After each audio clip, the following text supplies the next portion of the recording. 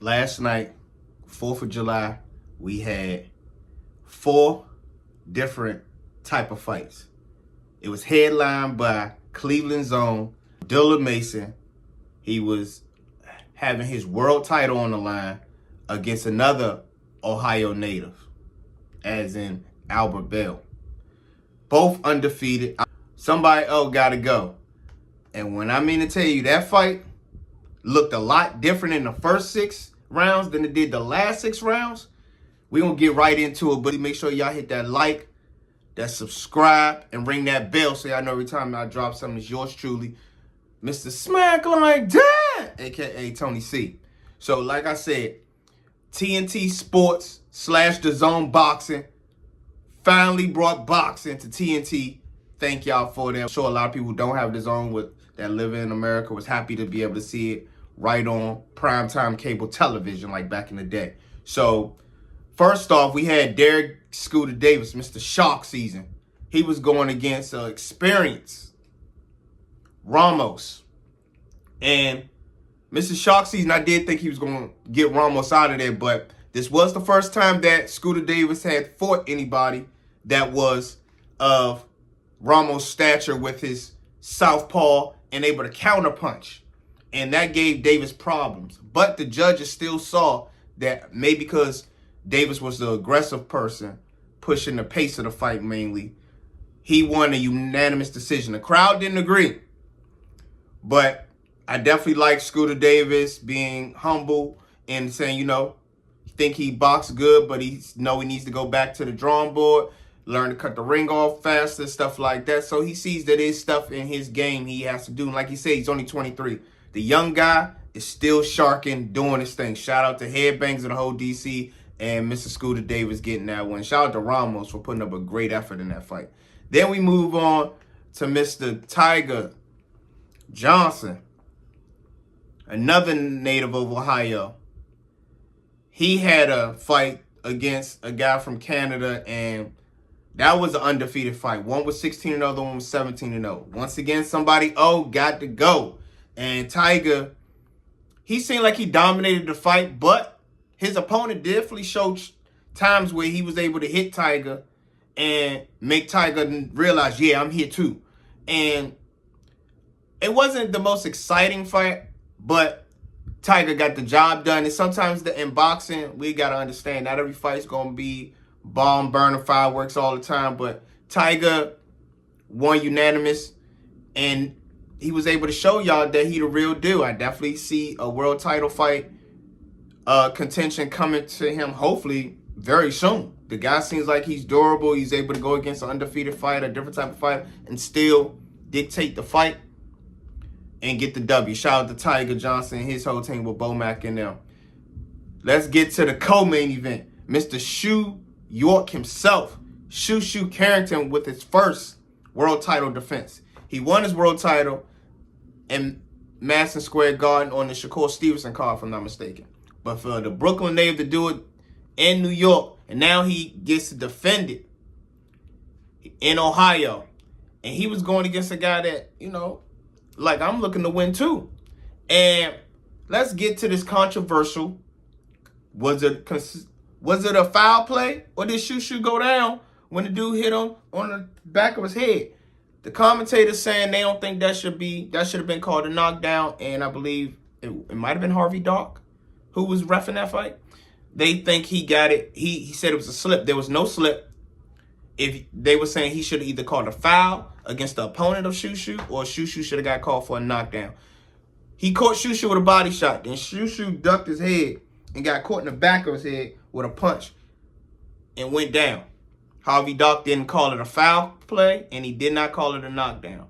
So, regardless, even if they called that a knockdown, I don't think Shoo would lost, because this was a fight where they were showing a new system of showing people live scorecards from the judges. I wonder, let me know how y'all feel about that. This was in Vegas, Cali, New York, the big parts of boxing pay-per-views. How would y'all feel about the live judges' scorecards being read and being shown on the Titantron during the matches?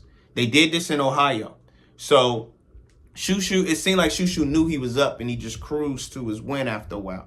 And I'm a big Shushu fan. I like seeing the guy box, but like they were saying, they do think that, it wasn't a statement fight. He obviously he wants to unify at his weight class of 126. He wants to unify. And I think he can do it. I think he has the talent, the grit, the boxing mentality, the skills. But this wasn't the performance to say, hey, I'm taking him. I definitely think he can do it, but I just wanted to see more from Shushu, and maybe it was the cards. But I mean, I also Shushu's human. He got caught a couple times with some body shots that made him later in the rounds like, oh shoot, and hey, I don't mind that because it shows that a person is human and he's durable and he's able to take those hits and still get the W. So shout out to Shushu, still getting an easy win. But at the same time, I did want to see more from Shushu, if y'all get what I'm saying. The crowd wasn't really feeling that fight too much, but Cleveland's own Abdullah Mason, Toledo's own Albert Bell, who was announced 10 days before July 4th that he would be fighting Abdullah Mason. Mind you, these two guys, they believe in the same type of faith. So they have that connection there. They spar quite a few times together. And I would think they're friends outside the ring. These guys still got in the ring, showed respect to each other, and pulled their hearts out into that ring and got it in. The first 6 rounds, or first 5, maybe you could say Bell got Abdullah. He was the taller fighter, even though Mason had the reach. Bell was a taller fighter, about 3 to 4 inches, maybe. But he was able to dictate the fight. Mason get ready to come in. Bow! Bell caught him with a right hand. Great counter. Bell 28-0. A lot of people don't know about him, but he was saying, people didn't want to fight him. He's that good. And he showed it. Great counter puncher. But he's never been drugged into those trenches, those championship rounds, as we call it. He wasn't able to show his durability once he got to the 8th, 9th, 10th, 11th round. And that's where Mason shined the best. He really started listening to his corner, stopped headhunting, and slowed. Everybody knows you hit him in the body, them legs going to stop moving. He was able to finally get Bell with some great body shots, and Bell could not take them in. But Bell said when he couldn't breathe out his nose after, I think, maybe the 6th or 7th round, he had got caught with a punch by Mason to the nose, and he think he might have fractured or whatever, so it was hard for him to breathe. So that did not help him in any type of shape or form. But in the end, Mason turned up when we thought it could go either way, and Mason turned up and got Bell up out of there. He got him with 2 knockdowns in the 12th round. Mind you, going into the 12th, I scored it as a draw, or Mason was up by a round. That's how I had it going into the 12th. And Mason even said his team, he think they were lying to him. He was like, I felt I was down, so I went to go hit him in the head and get him up out of there. 12th round, ding, ding. Mason catch him, bing, bing. Drop Bell. That's the first time Bell been dropped the whole fight. He get up. Next thing you know, they go again. Mason catch him quick. Quick. Pop out again. Had him fall.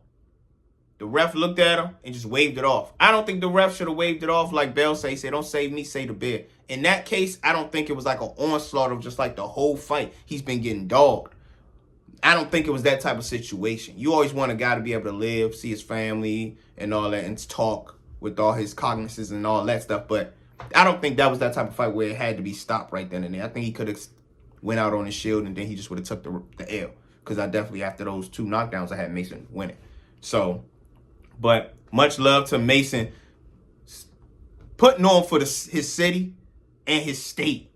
And Cleveland coming out and showing great respect to all the fighters and to the venue. Hey, I give that show a solid B. If the other fights were more exciting, but Mason definitely made sure that there was some fireworks before the TVs had went off. And shout out to Abdullah Mason. He still got that appetite for smoke. Him being so young, but still showing how he can still switch it up and listen to his corner at a young age. He's the youngest champion in boxing right now. And him only, 21, 22, and still show that he can do what he got to do and make situations happen. Shout out to Adela Mason. Shout out to his whole team. Shout out to Bell. And I hope Bell gets another shot fighting some high contenders as well. Hopefully we'll see him again. I know what it is. Make sure if you haven't already, hit that like button, hit that subscribe button, and ring that bell so y'all can know every time that I go live. Keep it go smack mentality. Smack like that.